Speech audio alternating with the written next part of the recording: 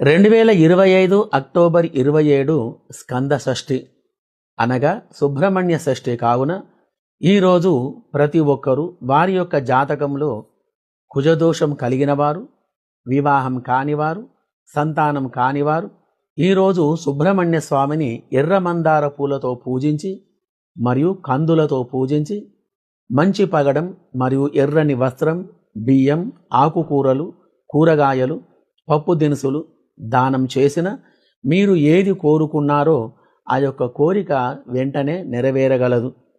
మరియు ఈరోజు బ్రాహ్మణుని పిలిపించి మీ పురోహితులను పిలిపించుకొని సుబ్రహ్మణ్య స్వామి యొక్క అనుగ్రహం గురించి సకల దోషాలు తొలగిపోవటానికి సంకల్పం చెప్పుకొని భుజంగ స్తోత్ర పారాయణం చేయించిన సర్పదోషాలు తొలగిపోతాయి.